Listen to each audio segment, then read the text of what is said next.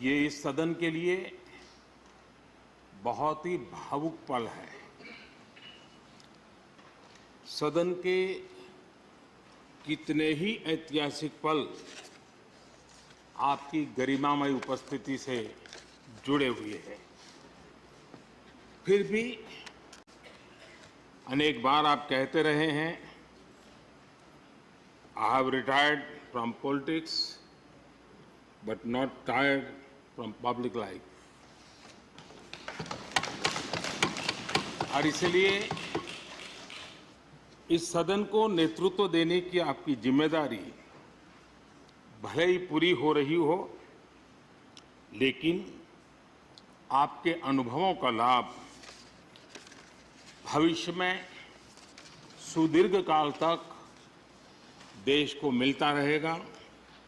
हम जैसे अनेक सार्वजनिक जीवन के कार्यकर्ताओं को भी मिलता रहेगा।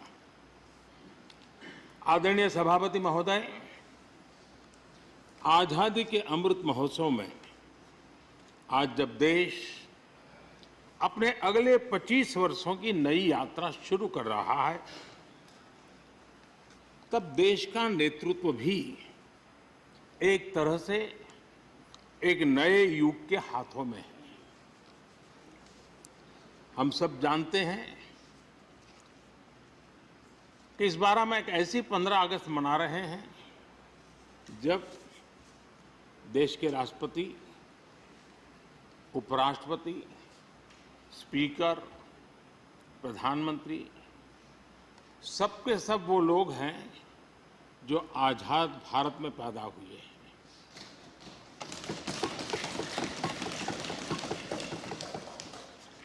और सबके सब बहुत ही साधारण पृष्ठभूमि से आते हैं।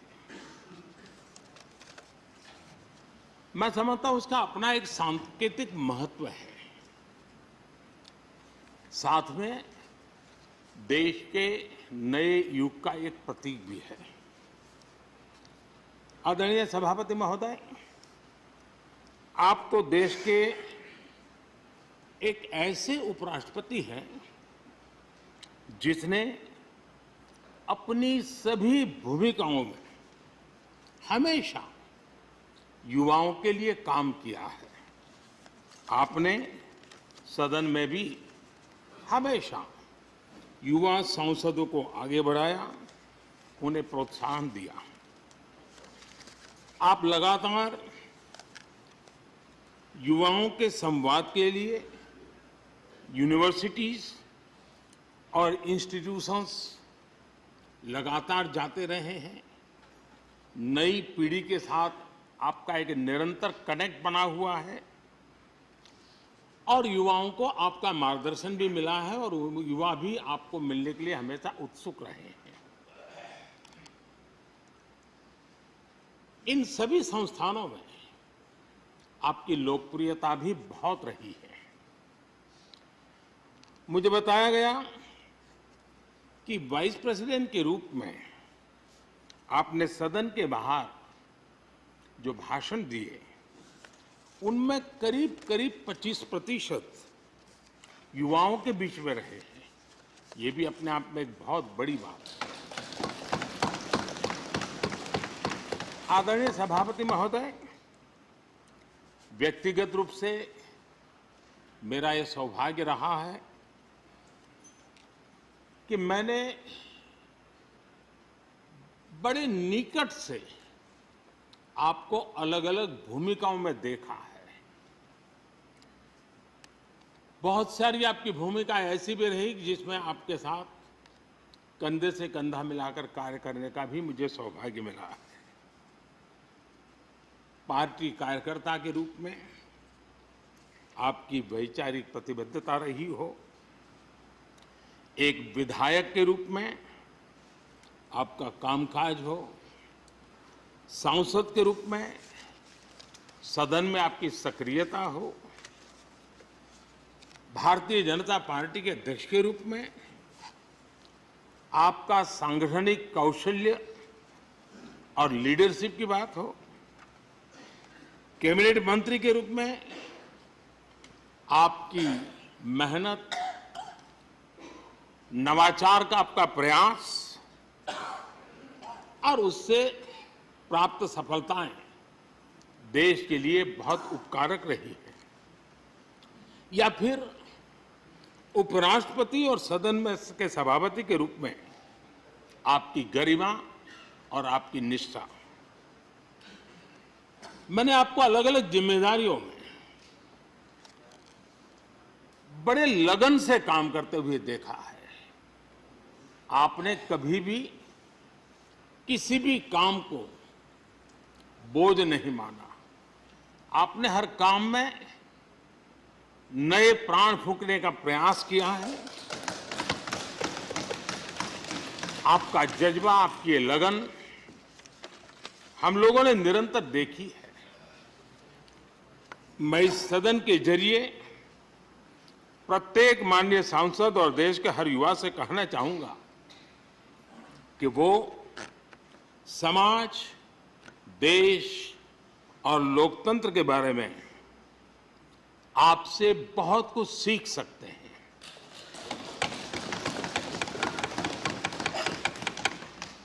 Listening, learning, leading, connecting, communicating, changing और रिफ्लेक्टिंग, रिकनेक्टिंग जैसी किताबें आपके बारे में बहुत कुछ बताती हैं।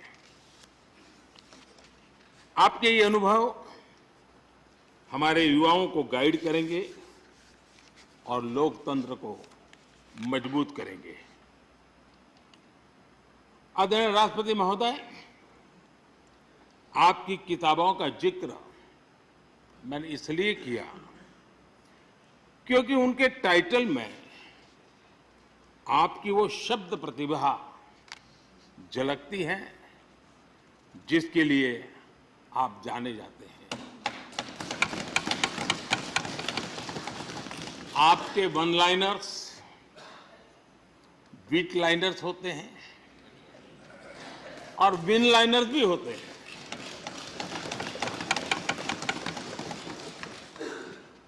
यानी उसके बाद कुछ और कहने की जरूरत ही नहीं रह जाती।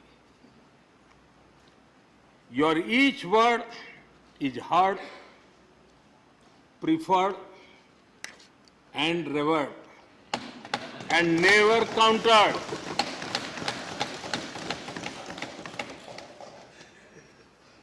कैसे कोई अपनी भाषा की ताकत के रूप में और सहजता से इस सामर्थ्य के लिए जाना जाए और उस कौशल से स्थितियों को दिशा मोड़ने का सामर्थ्य रखे।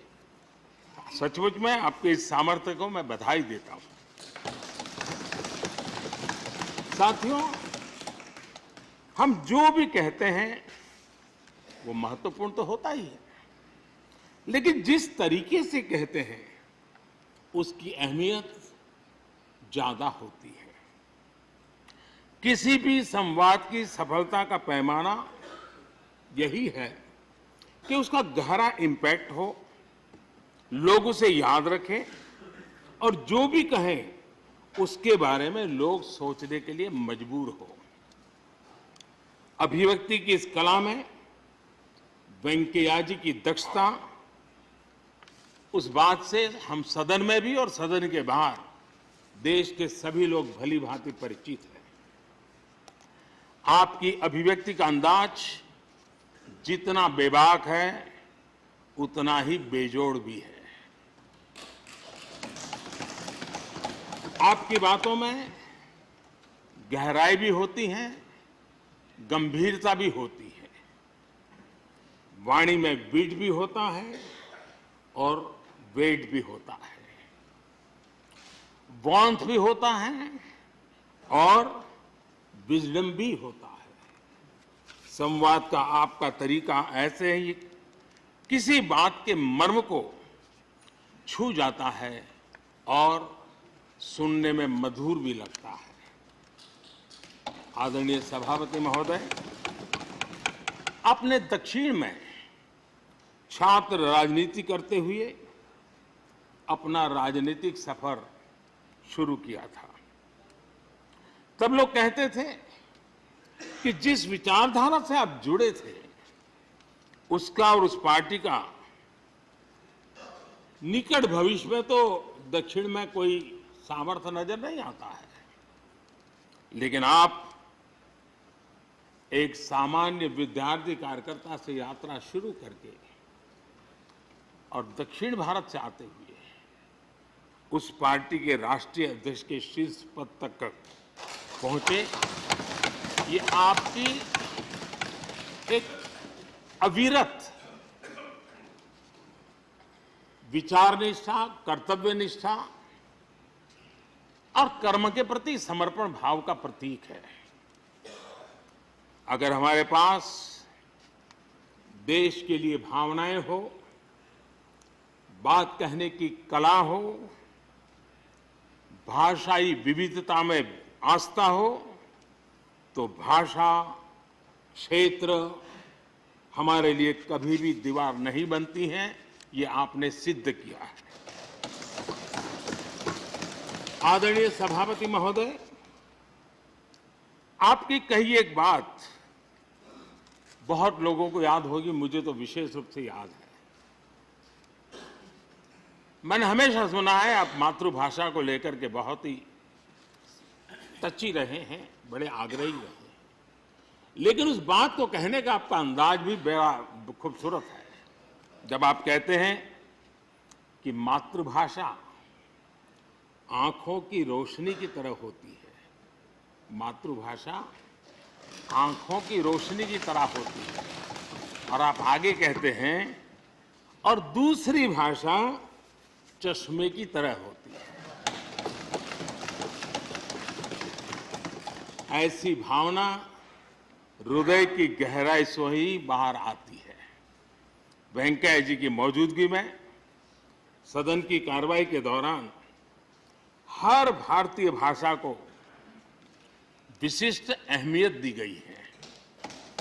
आपने सदन में सभी भारतीय भाषाओं को आगे बढ़ाने के लिए काम किया। सदन में हमारी सभी 22 शेड्यूल लैंग्वेज में कोई भी माननीय सदस्य बोल सकता है, उसका इंतजाम आपने किया। आपकी ये प्रतिभा, आपकी ये निष्ठा आगे भी सदन के लिए एक गाइड के रूप में हमेशा हमेशा काम करेगी। कैसे संसदीय और शिष्ट तरीके से भाषा की मर्यादा में कोई भी अपनी बात प्रभावी ढंग से कह सकता है, इसके लिए आप प्रेरणापुंज बने रहेंगे। आदरणीय सभापति महोदय, आपकी नेतृत्व क्षमता, आपके अनुशासन ने इस सदन की प्रतिबद्धता और प्रोडक्टिविटी को नई ऊंचाई दी है।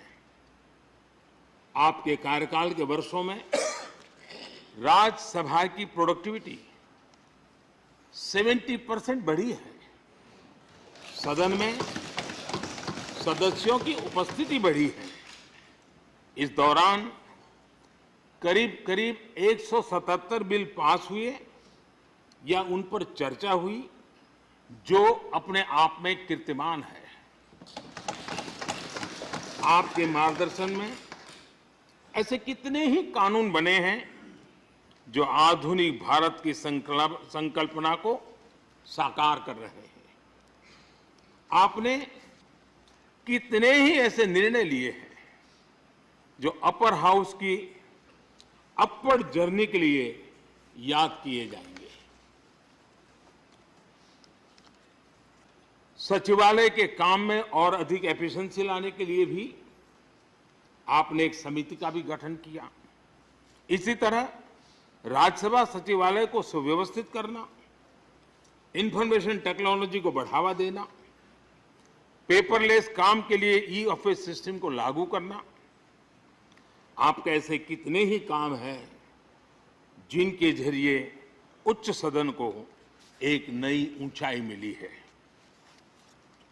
आदरणीय सभापति महोदय, हमारे यहाँ शास्त्रों में कहा गया है, न सा सभा यत्र न सन्ति वृद्धा न ते ये न वदन्ति धर्मम।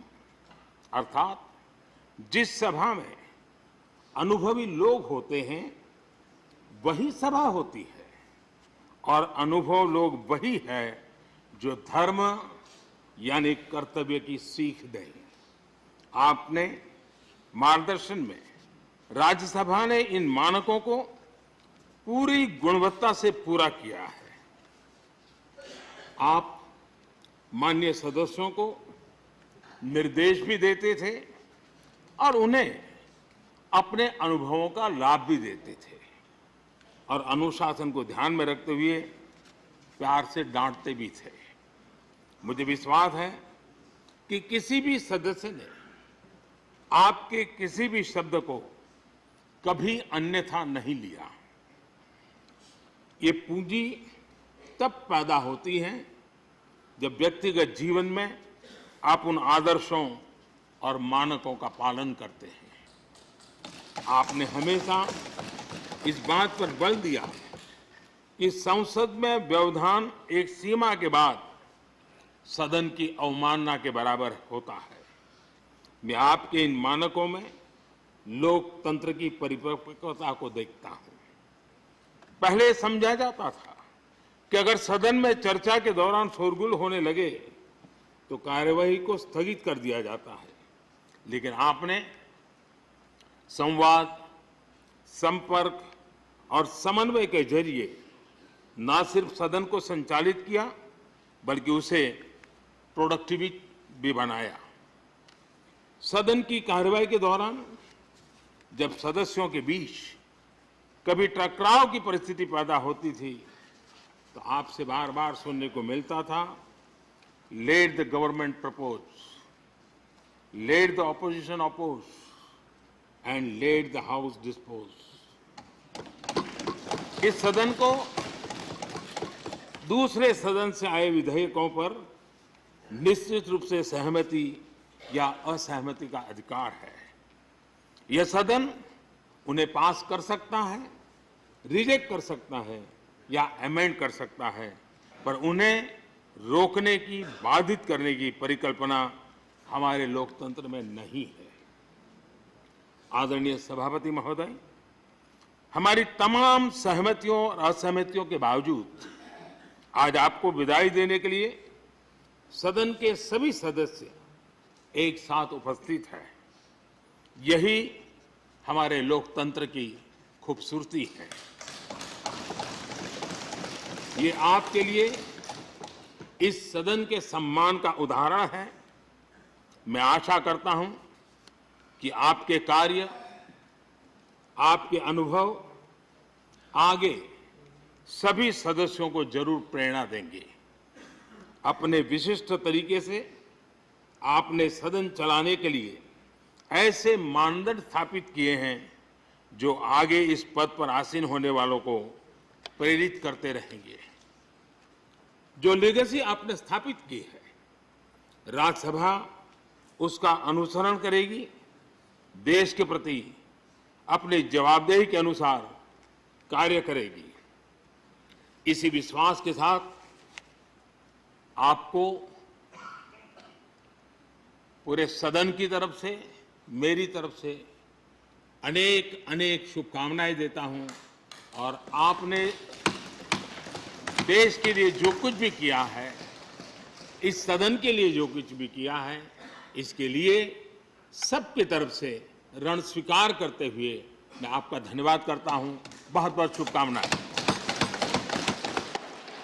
धन्यवाद प्रधानमंत्री जी। श्री मल्लिकार्जुन खड़गे जी, लीडर ऑफ अपोजिशन। तो आप प्रधानमंत्री नरेंद्र मोदी को सुन रहे थे। उपराष्ट्रपति जो राज्यसभा के सभापति भी हैं, वेंकैया नायडू, उनका कार्यकाल खत्म होने वाला है। इसी अवसर पर प्रधानमंत्री राज्यसभा में विदाई भाषण